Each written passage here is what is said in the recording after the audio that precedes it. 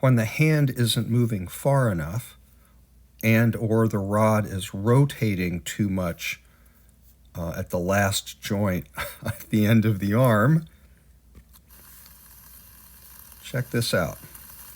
Normal casting, very short stroke. You invert the reel, bracing it against the underside of the forearm. Check it out in slow motion here. And it just prevents excessive rod rotation. And then we'll take a look right here. The only hard part for the student here is that they have to keep the rod braced under the forearm, and that's really important. The students will tend to rotate so much at that last joint at the end of the forearm, notice that I'm not naming it, that oftentimes the reel will pull away from the forearm at the back cast stop. So they just have to make sure that they keep the pressure of the reel against the underside of the forearm. Really remarkable cure. It works very well. Okay, this one's amazing. I call this the constant angle drill, so that the student false casts.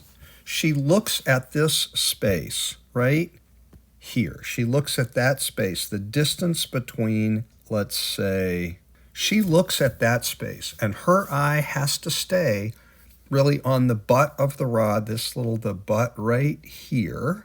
She has to keep her eye right there.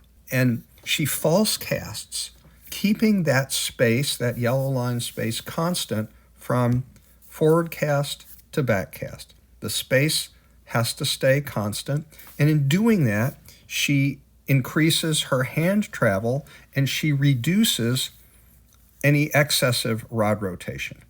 Amazingly effective cure. The instant the student looks away, the space will open up again, as you see me doing here. Watch the students looking away. And then what happens is you have to call the student's attention back to the space, and she will self-correct. She's looking away. There goes the space. You saw right there, and I'm mimicking my students. They've done this for years. As soon as they look at the space, they will self-correct. This is one of the very few casting error cures in which students actually correct themselves. You're going to see another one in a minute here.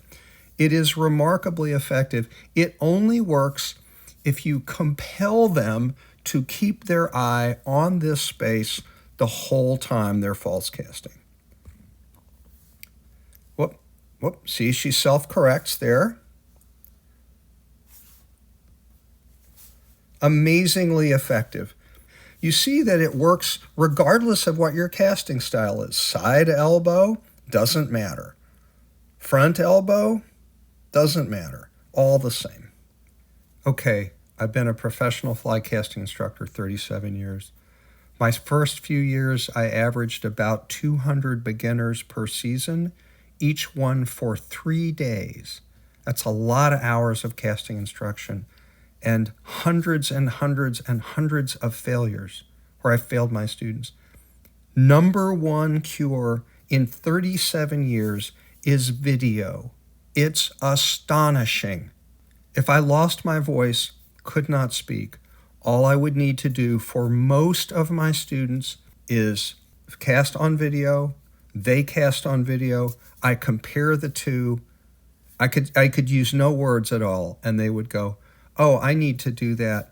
There's no comparison between my describing to them what they're doing and they're seeing what they're doing. A little bit of creep there, and as soon as I called it out to him in a moment, he stopped the creep. His forward stops are much sooner than they were when he wasn't seeing the video much. His forward casts are much better. His back cast stops are in a much better position. He's actually not creeping, barely there, okay. So he's fixed stop positions, creep.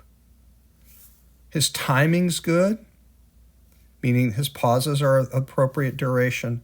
This is by far the best casting he did with me. And guess what? Yeah, I'm talking to him a little bit, but for the most part, he's seeing in real time what his cast looks like.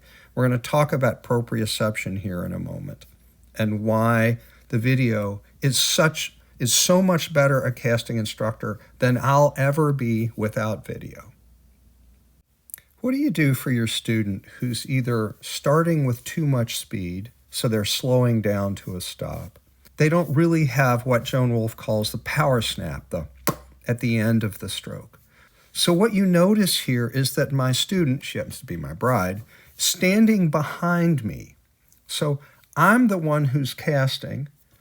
She's got her hand on top of mine. This is a reversal of what you've been seeing for your whole life as a casting instructor.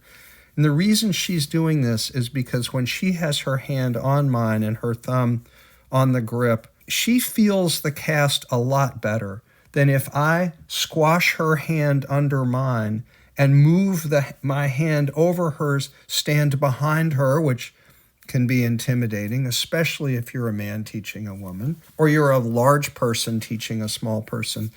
She has her eyes closed here.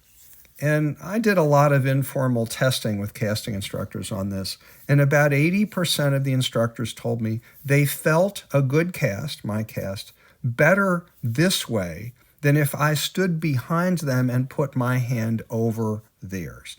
Now, one thing you'll notice is almost all of these forward strokes are tails. Well, I don't really care. I'd love it if she threw tailing loops because she's got a big doming loop.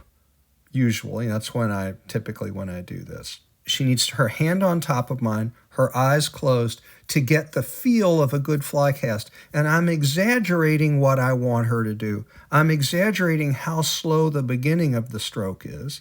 I'm happy to report that at least the back cast loops are pretty good. That's pretty close to an SLP. Nice. Her eyes are closed and she's feeling this cast. This is, in my experience, much more effective than my putting my paw on top of hers, standing right behind her.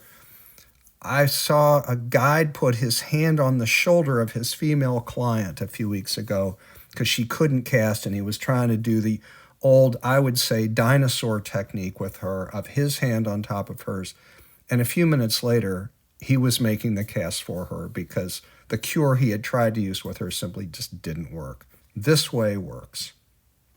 This is just hands-on from another angle.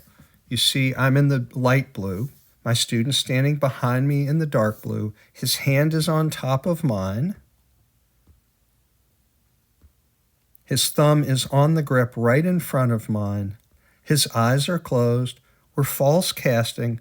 One thing he's feeling is what it's like to make a pause that has no creep in it.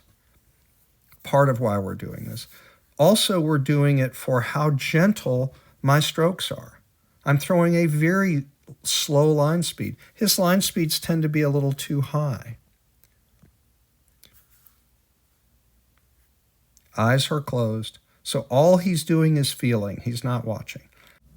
What am I doing here?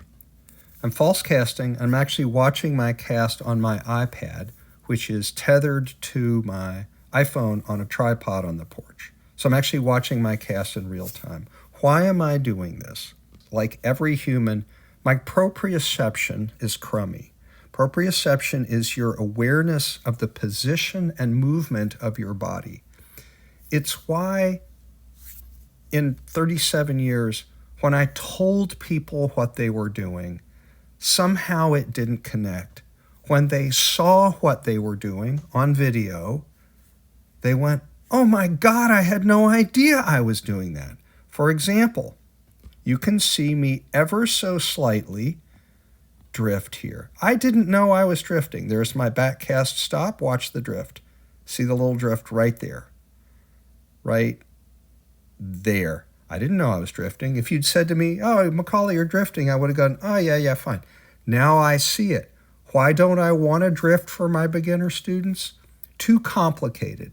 They don't need to drift. They need to have a frozen rod at the pause. They can drift later on when they start to cast farther or to counteract creep.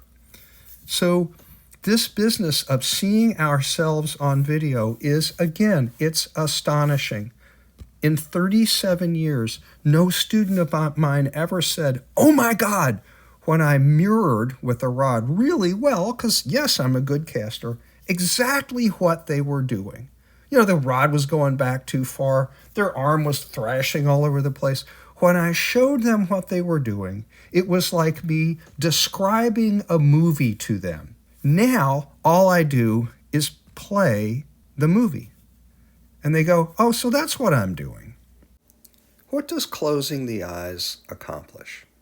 Well, it lets you feel a proper stop position, front and back, like here and like here. It lets you feel the subtle sort of slow to twitch at the end of the cast. Slow to fast, which gives you a decent loop in front. Probably a decent loop in back. Let's take a look at this one. He's feeling a good cast. That's a pretty nice cast for this guy. In fact, that's a pretty nice cast for any of us. I'll take that. You would too. The eyes closed lets him feel the kind of gentleness of a stroke. He's not hammering it the way he was when he first came to me today. That's a really nice cast. Eyes closed. Fabulous for somebody who's struggling with any variety of issues. Also, he had a little creep there. I named it. He corrects it, I think, on the next stroke. Very nice job of correcting creep. Excellent cast for him. Nice. Most of your beginners will throw the best casts they've made with their non-dominant hand. So in almost every lesson I do with beginners, well, really in every lesson I do with them, I have them do this. It's remarkable. It's a great change of pace for them. It breaks up the monotony sometimes of the learning. It can get kind of dry, and it just kind of rearranges their neurons and their whole casting brain, and it's different. And it's also really empowering because they realize, gee, if I ever get tired or I get injured with my dominant hand, I can cast with my non-dominant hand. I can fish with it. Watch and listen for the line against the butt at the forward and back cast stops.